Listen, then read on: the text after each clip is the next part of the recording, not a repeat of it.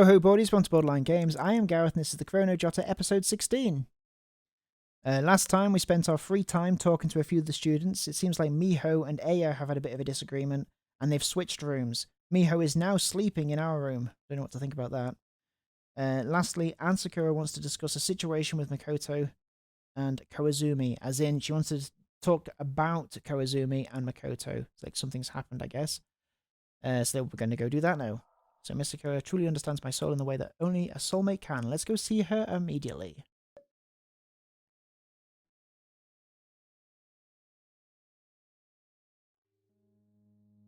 Ran. Miss Sakura. Ran did what she always does when she saw Anne. She quickly stepped up to her and embraced her before taking her hand. Where have you been this afternoon? I haven't seen you around the campus at all. I was thinking about the things you told me. Anne took Ran and led her to the viewing deck's bench, where they sat down together. Miss Sakura has been so proactive today. What you told me about those memories, I believe they're all real. Oh, okay, that's what she wants to talk about. The memories that we discussed with her. Perhaps the others are all similarly tied to you in some nebulous way. And as only the two of us seem to be suffering from amnesia, perhaps I can regain my memories by doing what you've been doing. Ran held her hand tightly and rubbed her fingers repeatedly. She hesitated about whether to speak or not. But, Miss Sakura, the two of us differ significantly as well. The memories I'm missing all seem to be directly connected to the other students here. Whereas you've forgotten practically everything, right, Miss Sakura? I feel like it'd be very difficult to regain all of your memories just through the people currently here. Anne, noticing that Ran's hands were trembling slightly, interwove her own fingers with Ran's to still them. It's no matter. I was just thinking that I'd give it my best try. Since you're really hopeful about me recovering my memories, if it doesn't work, we can try something else. Miss Sakura, I know that. No, never mind. Miss Sakura has been expressing with various degrees of subtlety that she doesn't want to recover her memories, since for the current Miss Sakura, such a thing would more or less be equivalent to dying. There's something else important though. The process by which I've been recovering my memories is clearly not conventional. That's why I think it's very likely that there's some conscious entity that's causing me to lose my memories, and that I recover those memories by meeting certain conditions relating to those memories. Something conscious. So you're saying that our memory loss might have been caused by someone? Yes. The thing that brought us here could also very well be that conscious entity that's caused our memory loss.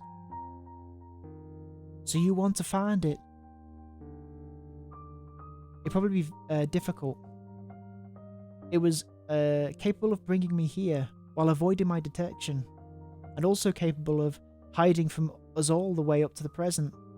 It's not likely I'll be able to find it unless it actively appears before me. But what I have to do after this is quite clear.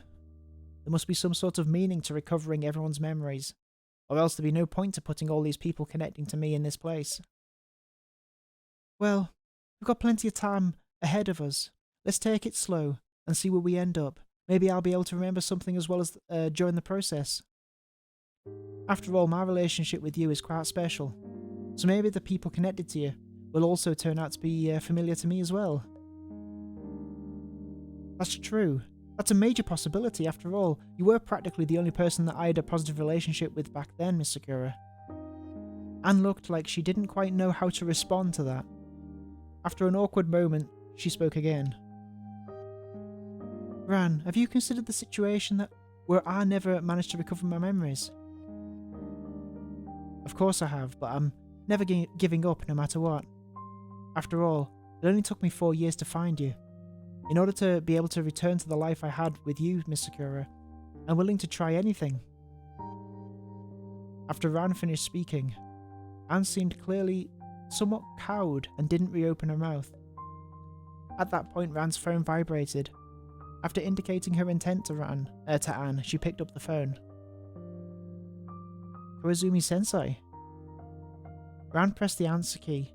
She'd apparently interrupted Koizumi in the middle of taking a deep breath, resulting in Koizumi starting to cough uncontrollably. Is everything fine, Kawazumi? Hearing Ran speak Kawazumi's name, Anne looked up at Ran. No. No, everything's fine, Ibuki-san. So what is it? Could you come to the dormitory building entrance after dinner? There's something important I want to tell you. Can't you just tell me over the phone? No, there's something I need to give you as well. Let's go meet. Ran furrowed her eyebrows. She wondered why Kawazumi couldn't have just hand whatever the thing was over immediately, rather than make her wait. But Ran supposed that it'd be too pushy a demand to make of Kawazumi. If at all possible, she wanted to be gentle with Kawazumi. Alright, see you then. Okay, see you then, Ibuki-san. Hinata invited you to meet up. Yeah, now that I remember how she took care of me before as a teacher, I don't know how to face the current her. Miss Sakura, what should I do? Can I make up for my mistakes with Kawazumi-sensei with the present Kawazumi? Anne herself wished she'd had an answer for the hardball question that Ran had just tossed at her. I think that Kawazumi is very easy to talk to. I'm sure you don't need to feel any pressure at all, Ran. It looks like Kawazumi-sensei didn't tell Miss Sakura about the whole confession thing. Okay, I'll try that, I guess. Then that'll be it for now.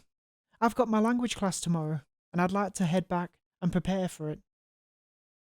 Okay. See you at dinner in a bit then, Miss Sakura. Tonight's dinner was much less lively than usual. Though Miho and Aya still sat next to each other, both of them were simply mechanically shoveling food into their mouths with their heads lowered. On the other side of the table, Asakura and Tama sat next to each other as well. With Tama occasionally glancing at Asakura. They remained silent as well, however, and Tama was conspicuously not serving food to Asakura as she'd done in previous dinners. Ran made the occasional bit of chit-chat with Anne, but due to the atmosphere at the dinner table, they couldn't exactly have a free conversation either. At least Kawazumi looked the way that she always did, eating slowly and methodically. Ran couldn't see anything out of the ordinary with her, and she had no idea what Kawazumi was planning on getting up to after dinner. Maybe I'll take another stroll after dinner. Miss Sakura's preparing her lessons, so I probably shouldn't disturb her. Ran turned her gaze and saw that even Sai seemed to be in a low mood. What? Even she's in a funk? Whatever. I guess I should prepare myself mentally. Who knows what Kawazumi-sensei is going to say to me in a bit.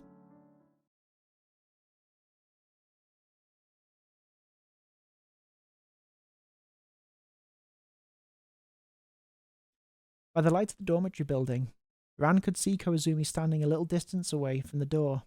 This made it so that she couldn't see the expression on Kawazumi's face. It's a bit cold out, let's talk quickly and get back inside. That was what Ran thought as she quickly stepped to Kawazumi's side. Kawazumi. Ibuki-san. Sorry for troubling you with a meeting like this. It's fine, so what did you want to give me? I want to apologize to you first, Ibuki-san. I've made a lot of trouble for you these past few days. Kawazumi made a deep bow towards Ran. What do you mean made a lot of trouble? Why this all of a sudden? Despite her answer, Ran had already guessed that Kawazumi was planning to say. When she heard Kawazumi's words, it gave her a sense of relief. I've been too self-absorbed while I've been with you, and I've disregarded the relationship between you and Sakura-san, ignoring your own will in these matters. But Kawazumi-sensei was only showing her concern for me. I owe her more than she does me. Had I even said a single thing to her defense after Kawazumi-sensei left the school, or if I'd been able to give her a more useful suggestion to her while we were speaking in private? Very well. Let's conclude this whole affair here then. In a way, the decision to give up on pursuing me is also a decision you've made on your own as well. Kawazumi stared with wide eyes, not expecting Ran to finish her sentence for her. You really are smart, Buki-san, but there's still one last thing I'd like to give you. What could it possibly be? I've honestly no idea. Whether I'm going to rely on Ibuki-san to transform myself or not. I've truly fallen for you. I'm sorry. Koizumi raised her head, took a step forward and pulled Ran by her shoulders towards herself. Wait! Before Ran could finish the rest of her sentence, Koizumi's lips had already touched themselves to hers. Ran immediately raised her hands to push Koizumi away. When Ran's hands reached Koizumi's shoulders, she found that she couldn't make herself actually apply any force. Instead, she gently embraced Koizumi. Oh my god. Drama.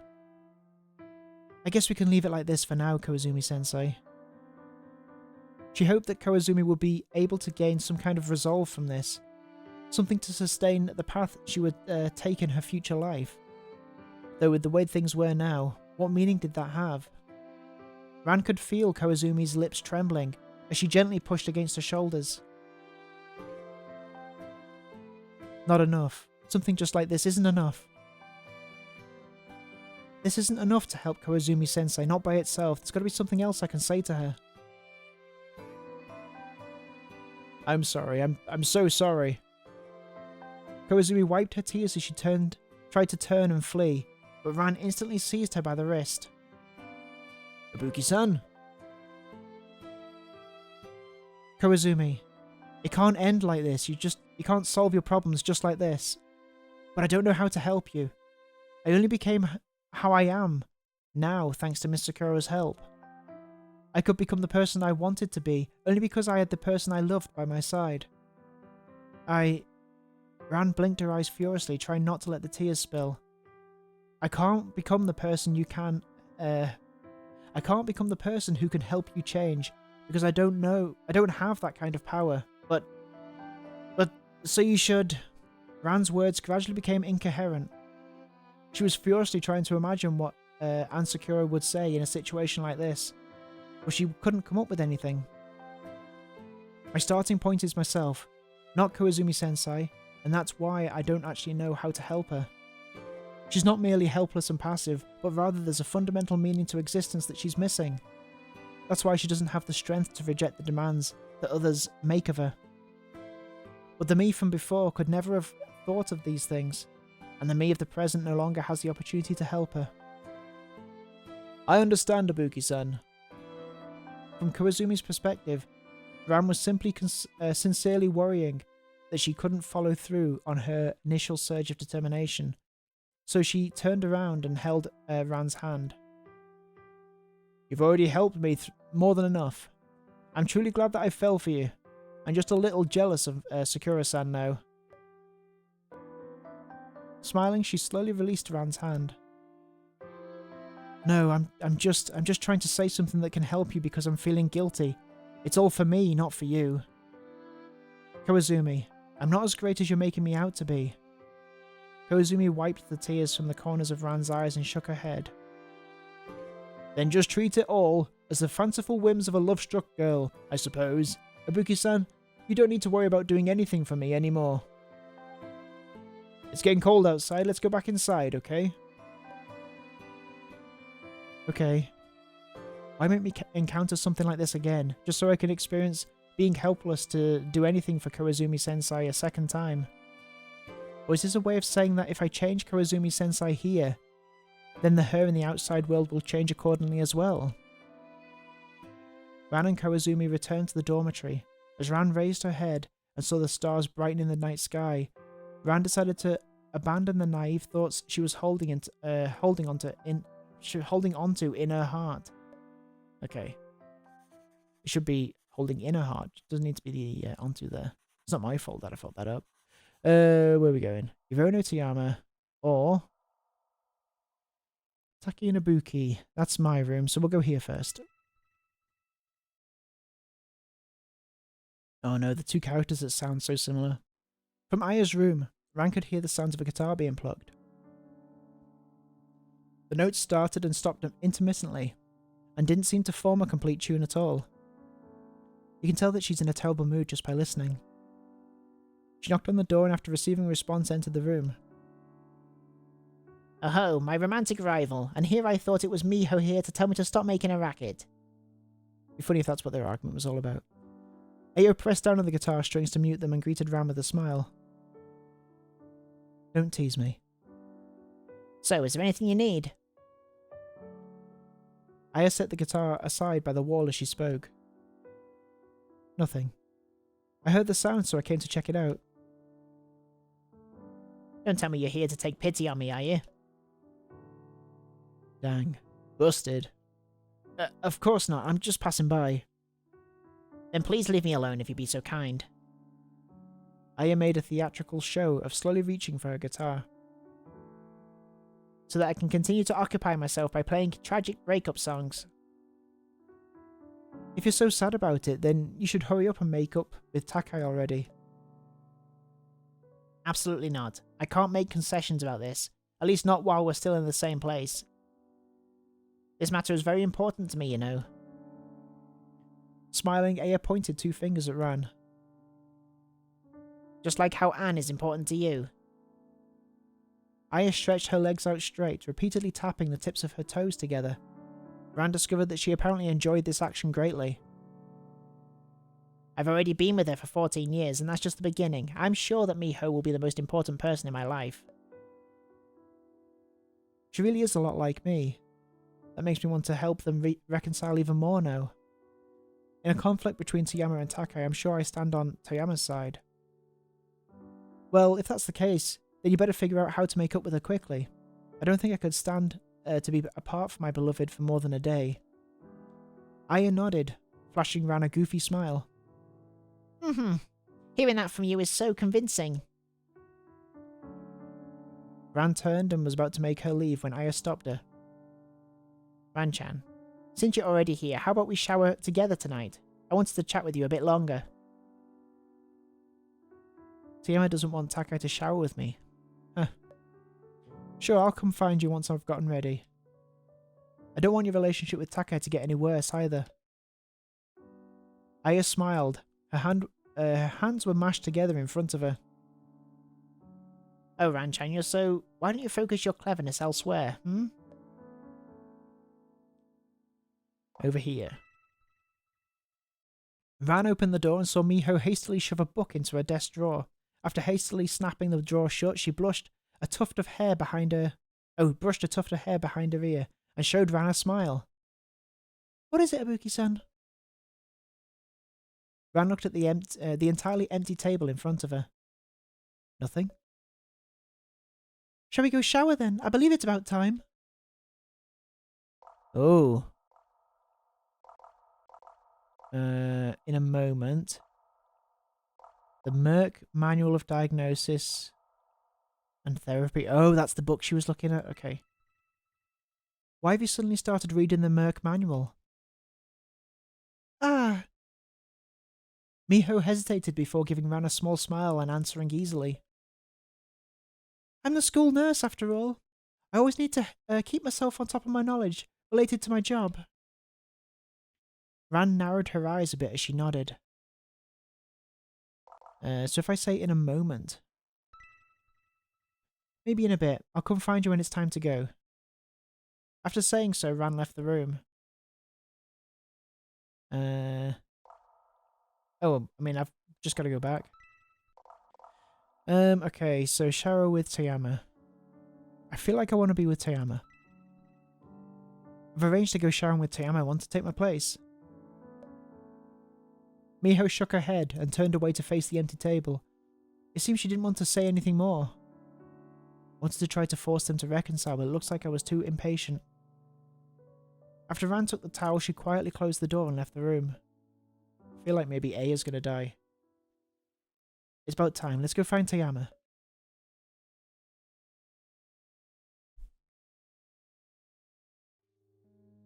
Ran and Aya arrived at the bathroom. The baths were already full of hot water. The floor had been thoroughly cleaned up, and even the chairs and toiletries had been arranged neatly. It didn't look as if anybody else had used the bathroom yet. We're not the first ones to wash, are we? Oh, that's Tama-chan. After she washes, she always does a bit of cleaning before she leaves. She does look like the kind of person who'd do that.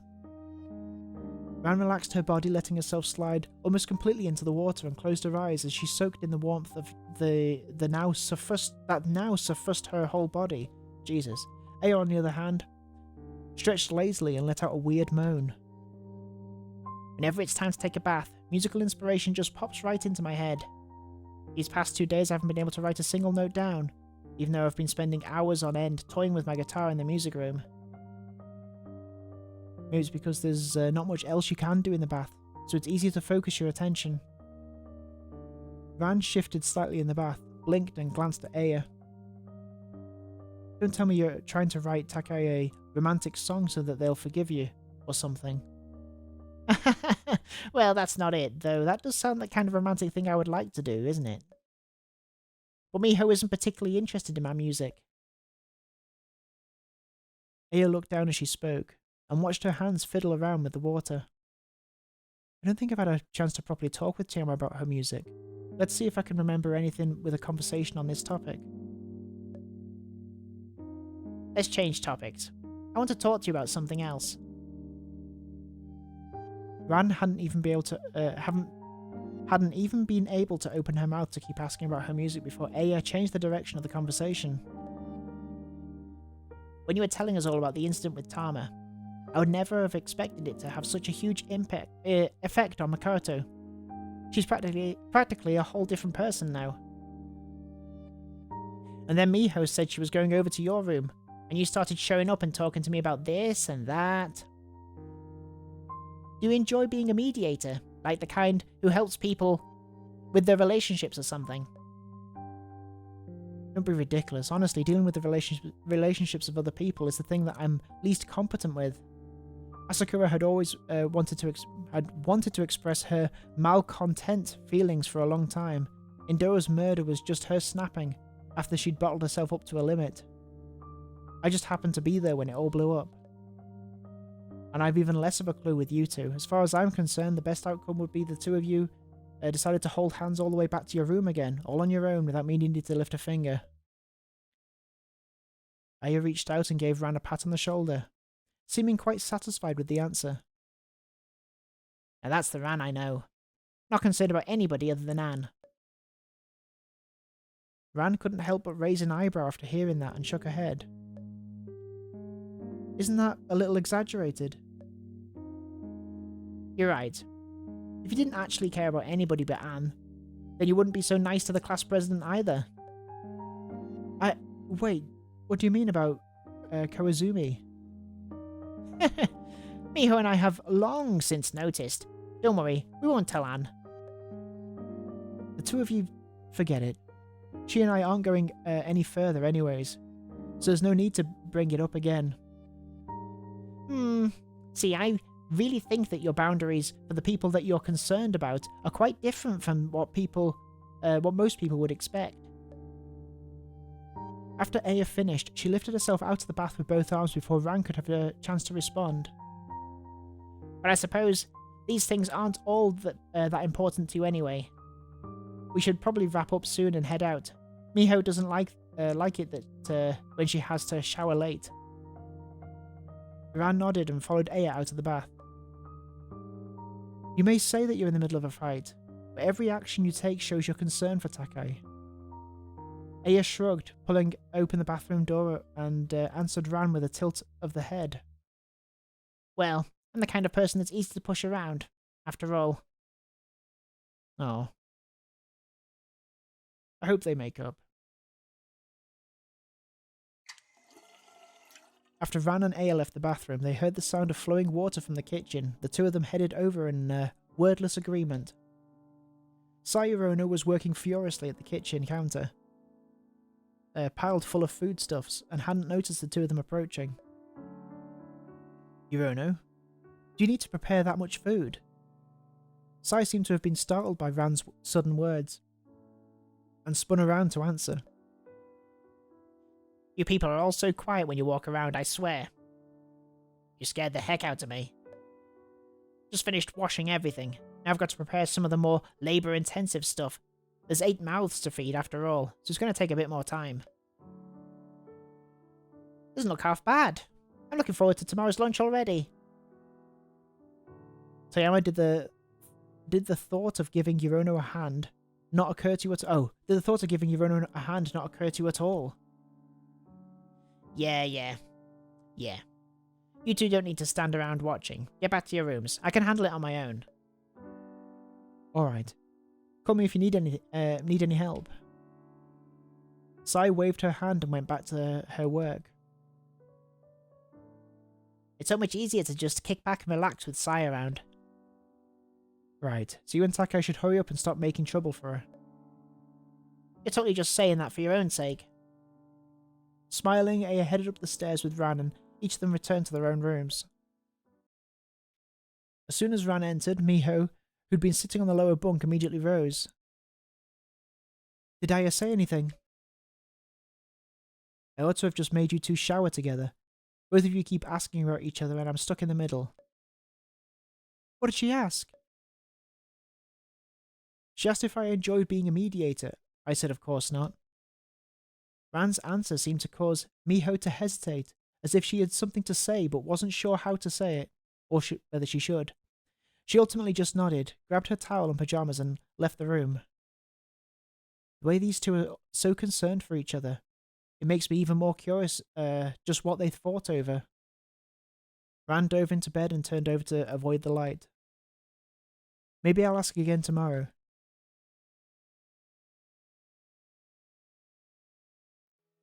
The next morning, Miho actively offered to help Ran sort out her hair, which had gotten messy from sleeping, and even ironed her uniform for her. It made Ran start to understand how Makoto Asakura must have felt. Where did she even get an iron from? After the two of them left the room together, they found that the other students were blocking up the hallway and discussing something. Why do I feel like I've been in a situation like this before? Ran quickly walked to Anne's side and took a hold of her arm. Good morning, Miss Sakura. What's everyone gathered here for? Good morning. Your hair is unusually neat this morning. Ran? Usually it's a bit messier. Yeah, so what's going on? Anne didn't immediately answer Ran. Her light breathing tickled Ran's heart. Ooh, Hinata's dead. Is Hinata... Which one's Hinata? Let me know if you see Hinata. Why can't I see Hinata? Okay, I guess I'm gonna find out. Which one is Hinata? Do these say Hinata to you? Okay. For some reason I can't find it. Oh, it's just there! Jesus Christ. Koizumi? Oh no! She's dead again! That's crazy that I didn't see that. Okay. Koizumi. They should just have... like, either refer to them by their last name or their second name. It's so hard keeping track of both. Ran's hands dropped free from Anne's arm. Even though she knew this was just another round of the killing game, the calmness in Anne's voice was still enough to make her heart skip half a beat. After that, an overwhelming flood of shame from her memory submerged her. She poked her head out of a swamp of shame as best as she could, trying to catch her breath. Then she shoved her way through the crowd of students forcefully until she came to its forefront. Koizumi. Ran stood on the second-floor balcony and looked downwards. Hinata Koizumi was dangling dead in midair. Oh my god! Oh my god! Did she get her own name? That's what's happened? Wow.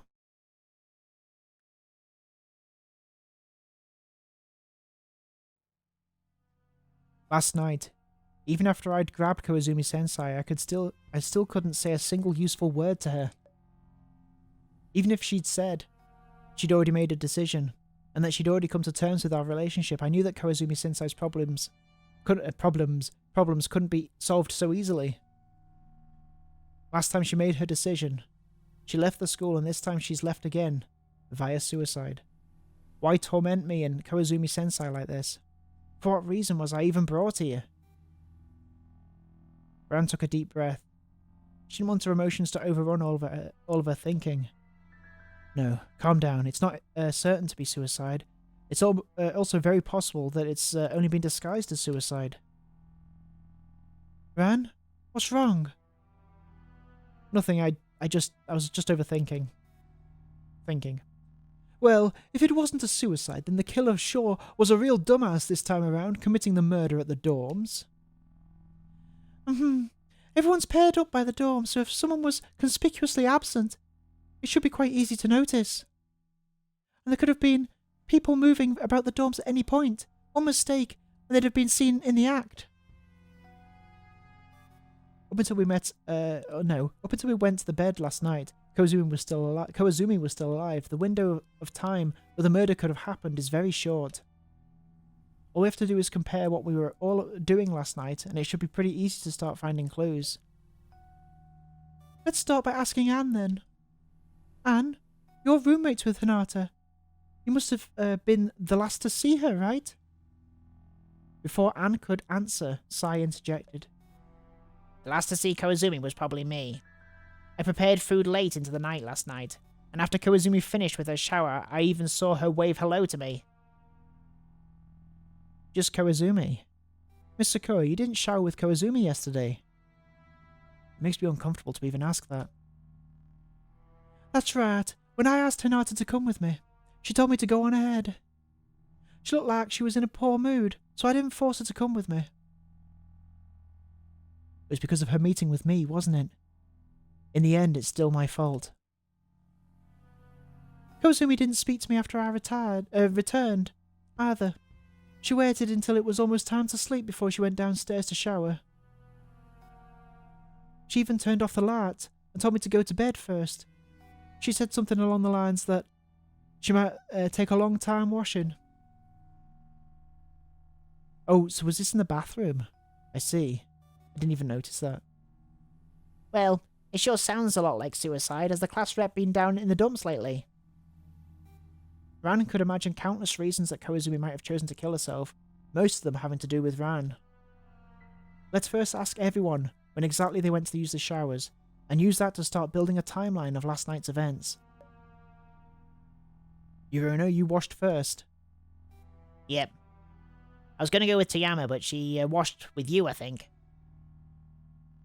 And then after that, Asakura and Indoro. I even had a short conversation with Toyama about how well Indoro tidied up the bathroom. Thank you for your praise, Ibuki-san. And then it was me, and finally, it was Hinata. Alright. Let's write all that down and start investigating the corpse. We should wait to get Koizumi down until we're done gathering information. Wow, okay. Well, my god. What a morbid end to a generally morbid episode. Thank you so much for watching. I wonder what's going to happen next. Who would have done that? I hope it wasn't Anne. It better not be Anne. Not my Miss Sakura. Anyway, thanks for watching. I will see you next time on Borderline Games for another episode of Chrono Jotter. Have a good evening. Bye bye.